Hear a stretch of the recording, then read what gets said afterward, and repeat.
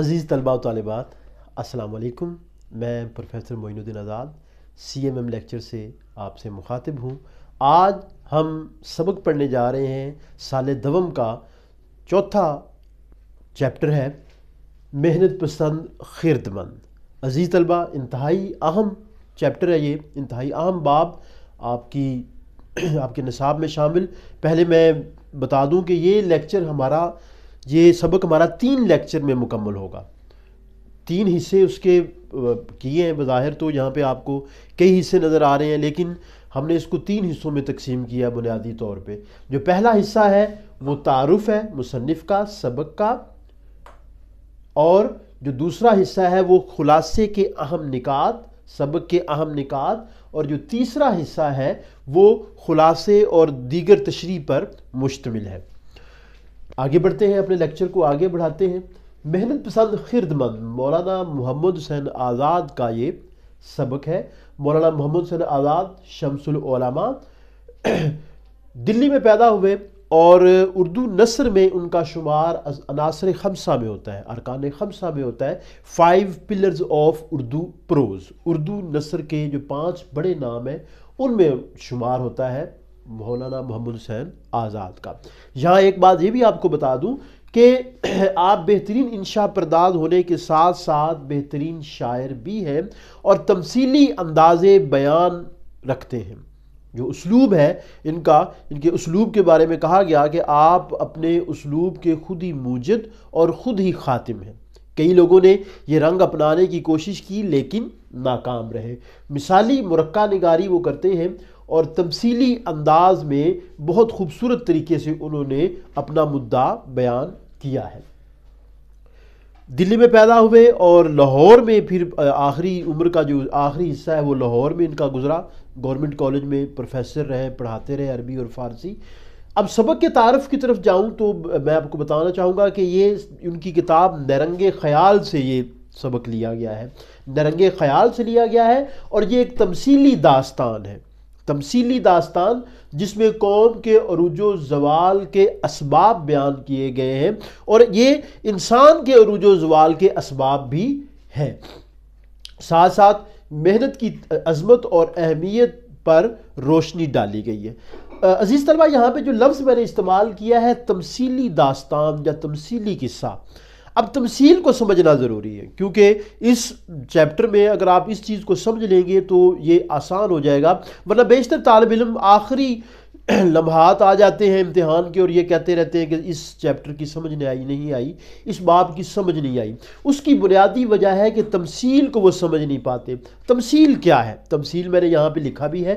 تمثیل ایک ایسا انداز تحریر ہے جس میں تشبیہات و استعارات سے کام لیا جاتا ہے۔ اس میں موضوع پر براہ راست بحث کرنے کی بجائے اسے تخیلی اور تصوراتی کرداروں کے ذریعے بیان کیا جاتا ہے۔ تخیلاتی اور تصوراتی کردار ہوتے ہیں، گویا غیر ذی روح اور غیر ذی عقل اشیاء کو جاندار بنا کر پیش کرنا تمثیل ہے۔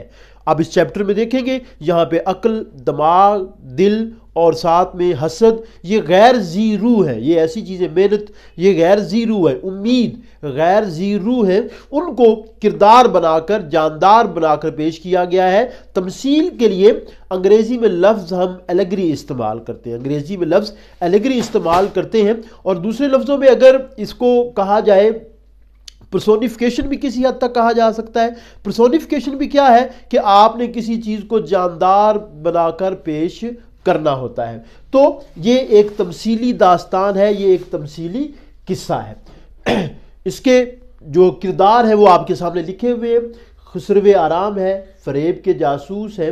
اب جو خسرو آرام ہے وہ فرشتہ صفت بادشاہ ہے۔ تمثیل میں نے کہا کہ غیر ذی روح، خسرو آرام، آرام اطمینان سکون، فرشتہ صفر بادشاہ ہے، اور ملک کا نام ملک فراغ ہے۔ پھر اس میں فریب کے جاسوس ہیں، فریب انسانی ایک خوبی یا خامی کہنی چاہیے، سینہ زوری کے شیاطین، سینہ زوری چھینا جھپٹی کرنا، اب اس کو بھی کردار کے طور پہ پیش کیا گیا ہے۔ پھر فریب کے جاسوس اور سینہ زوری کے شیاطین، ان کی ذریات کا آگے ذکر آیا ہے۔ ذریات میں غارت ہے، تاراج ہے، لوٹ مار ہے اور غرور ہے۔ جیسا کہ میں نے پہلے آپ کے سامنے بیان کیا کہ تمثیل غیر ذی روح اور غیر ذی عقل اشیاء کو جاندار بنا کر پیش کرنا ہے۔ تو یہاں پہ آپ دیکھ لیں یہ جتنے کردار اس میں ہیں، خود پسندی، حسد، احتیاج و افلاس، تدبیر اور مشورہ، امید، ہنرمندی، کمال، ہمت اور تحمل، یہ سب کیا ہے؟ یہ سب غیر ذی روح ہے، یہ سب غیر ذی عقل ہے، لیکن ہم نے ان کو جاندار بنا کے پیش کر دیا گیا، یہی تمثیل ہے۔ جانسن نے کہا غیر ذی روح اور غیر ذی عقل اشیاء کو جاندار بنا کر پیش کرنا تمثیل ہے۔ تو یہ سبق بنیادی طور پہ ایک تمثیل ہے، اور نرنگ خیال میں 11 مضامین ہیں۔ ان کی کتاب نرنگ خیال سے لیا گیا ہے۔ نرنگ خیال میں بنیادی طور پہ 13 مضامین ہیں۔ ان مضامین میں چوتھا مضمون یہ ہے۔ یہاں پہ آپ ایک اور بات بتا دوں کہ یہ تبازات نہیں ہے، یہ تبازات نہیں ہے، یہ ترجمہ ہے یا وہاں سے خیالات لیے گئے ہیں۔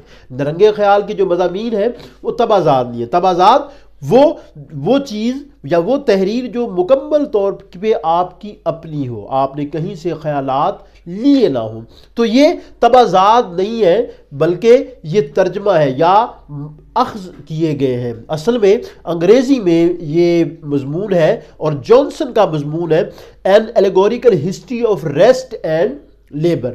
یہاں عزیز طلبہ ایک اور چیز آپ کے نالج میں اضافے کے لیے بیان کر دوں کہ کتاب میں آپ کو محنت پسند خرد مند کا ٹائٹل نہیں ملے گا۔ کتاب میں اس کا عنوان کچھ اور ہے، وہ ہے آغاز آفرینش میں باغ عالم کا کیا رنگ تھا، رفتہ اور رفتہ رفتہ کیا ہو گیا۔ تو وہاں پہ آپ کو یہ عنوان ملے گا، لیکن یہاں پہ اختصار کے لیے جو ہے وہ محنت پسند خرد مند کا عنوان دیا گیا ہے۔ تو یہ عزیز طلبہ یہ اس کے بنیادی کردار ہیں جو پرسونیفائی کیے گئے ہیں، جن کو تمثیل کی شکل میں بیان کیا گیا ہے۔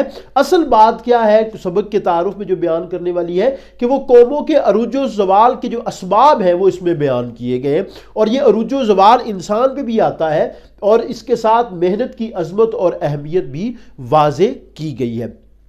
کتاب کا مصنف جو عنوان دیکھیے، محنت پسند خرد مند، یعنی محنت کے ذریعے، عقل مندی کے ذریعے ترقی، اور معاشرے میں جو برائی کی وجوہات ہیں ان کو بیان کیا گیا ہے۔ جو کہانی ہے وہ شروع کچھ اس طرح سے ہوتی ہے کہ ابتدا میں کیا رنگ تھا اس دنیا کا، اور رفتہ رفتہ کیا ہوا، کس طرح سے لوگ پہلے رہتے تھے، رفتہ رفتہ ان میں کچھ برائیاں آ گئیں، اور وہ برائیاں آئیں تو نمود و نمائش آئی، حسد آ گیا، اور حسد کے ساتھ مفلسی آ گئی۔ جب حسد آیا تو مفلسی آ گئی، اور جو مفلسی ہے اس کے بارے میں نبی کریم صلی اللہ علیہ وسلم نے فرمایا قریب ہے کہ مفلسی کفر تک پہنچا دے۔ تو اس مفلسی کی وجہ سے جہاں پہ کئی چیزیں آ گئیں اور رفتہ رفتہ سماجی برائیاں پھیلنے لگی۔ سعادت حسن منٹو نے کہا تھا کہ معاشرے میں جتنی بھی برائیاں موجود ہیں ان میں ایک ان کی جو ماں ہے وہ مفلسی ہے، وہ بھوک ہے۔ تو سماجی برائیاں آئیں، اور رفتہ رفتہ جو حکومت ہے وہ اپنے کردار سے پیچھے ہٹتی گئی، کیونکہ حکومتوں کا کردار جہاں پہ جو ہے وہ لا لیسنس کو کنٹرول کرنا ہے، وہاں پہ جو قوم ہے اس کو سنبھالنا، اس کو تعلیم اور تربیت کی طرف بھی لے کے جانا ان کا کام ہوتا ہے۔ تو سربراہ ریاست کی ذمہ داری کو بھی یہاں پہ بیان کیا گیا ہے۔ جو محنت پسند خرد مند ہے وہ ملک فراق کے نظام کو چلا رہا تھا، بہت عمدگی سے چلا رہا تھا، لیکن رفتہ رفتہ تساہل اور سستی کی وجہ سے، کاہلی کی وجہ سے وہ اس میں ناکام رہا، اور جو ملک ہے تباہی سے دوچار ہو گیا۔ سربراہ ریاست کی ذمہ داری، پھر عوامی عادات اور ذہن سازی، میں نے ایک یہاں پہ ٹاپک لکھا ہے، تو عوامی عادات و اطوار، ان کی ذہن سازی بھی کس نے کرنی ہوتی ہے؟ مل جل کے یہ معاشرہ کام کرتا ہے۔ جب یہ عنصر معاشرے سے غائب ہو جائے تو معاشرہ تباہی سے دوچار ہو جاتا ہے۔ پھر بنیادی کردار پہ ایک بار پھر میں آؤں گا کہ جو کردار ہیں آپ دیکھیے، یہ وہ تمام وہ کردار ہیں جو انسانی خصلتیں ہیں، جو انسانی عادات ہیں، آرام آپ دیکھیں، ہم آرام و سکون کو پسند کرتے ہیں۔ پھر فریب ایک خامی ہے جو انسان کے اندر موجود ہے، اور اس فریب کی وجہ سے ہم سینہ زوری سے کام لیتے ہیں، دوسروں کے اوپر ظلم ڈھاتے ہیں۔ پھر غارت، تاراج، لوٹ مار اور غرور، خود پسندی، حسد، یعنی جو چیز میرے پاس ہے وہ صرف میرے پاس ہونی چاہیے، کسی اور کے پاس کیوں ہو، اور کسی کو خوشی میں دیکھ کے جب آپ حسد کرنے لگتے ہیں، جلنے لگتے ہیں، تو پھر اس کا نتیجہ یہ ہوتا ہے کہ احتیاج اور افلاس آتے ہیں، جو اس چیپٹر میں آپ کو ایک پیرزادے کی شکل میں نظر آئے۔ تدبیر اور مشورہ، تقدیر ایک چیز ہے، تدبیر ایک چیز ہے۔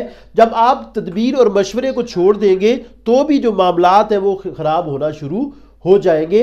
اور آخر میں یہ بتانا چاہوں گا کہ کامیابی کب ملتی ہے؟ جب آپ محنت کرتے ہیں، جب آپ مشقت کرتے ہیں اور عقل مندی کا ثبوت دیتے ہیں، اسی صورت میں آپ کو کامیابی ملتی ہے۔ تو عزیز طلبہ، یہ اس کا مختصر تعارف ہے۔ مزید اس کے آپ اگلے جو 2 لیکچر ہوں گے اس میں سبق پہ بات کی جائے گی، اس کو دیکھیے گا، اور آپ کو لیکچر پسند آئے تو سبسکرائب کیجئے اور شیئر کیجئے۔ فیس بک پہ بھی ہمارا پیج ہے، اسے لائک کیجئے تاکہ آپ کو تازہ اپڈیٹس ملتی رہیں۔ بہت شکریہ۔